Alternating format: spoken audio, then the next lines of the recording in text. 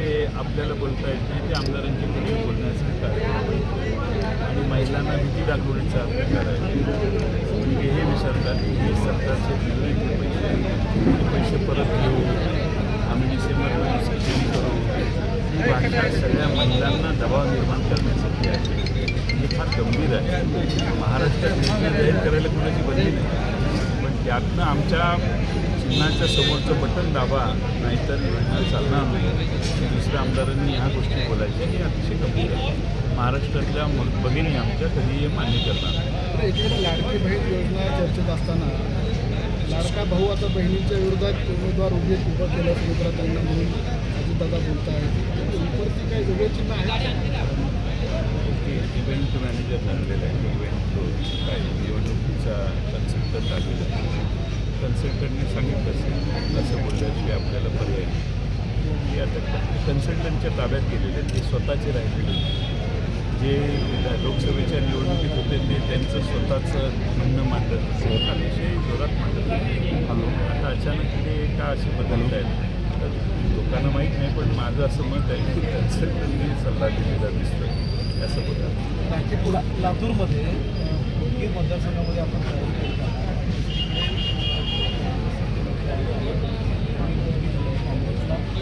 का असं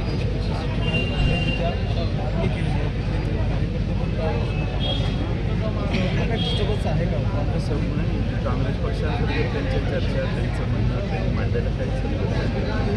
पण महाविकास आघाडीचा अलायन्स आणि त्यावेळी जागा वाटत आपल्याला समोर स्पष्ट होतं. आपण जिथे जिथे जाता मराठा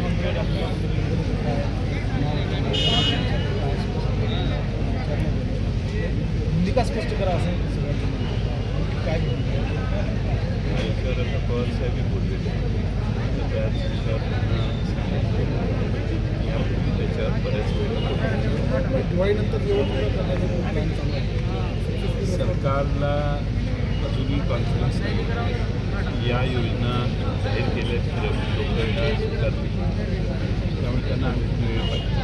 त्यासाठी त्यांनी योजना दूत नेमणार आहे. प्रत्येकाला 10,000 रुपये पगारावर ठेवणार आहे. कॉन्ट्रॅक्ट 6 महिन्याचं करणार आहे. 300 कोटी त्यांच्यावर खर्च करणार आहे. जाहिरातीसाठी 270 कोटी योजनांच्या जाहिरातीसाठी खर्च करणार आहे.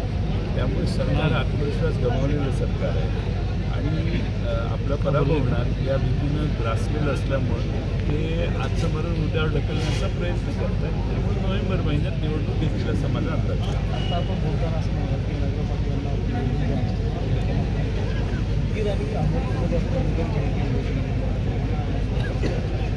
आमच्या महाविकास आघाडीमध्ये आमचा प्रयत्न कृषी सुधारक स्वतःहून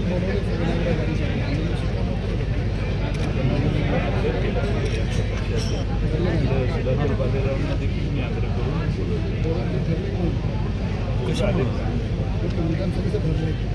हां हां असं आहे की महाविकास आघाडी थँक्यू.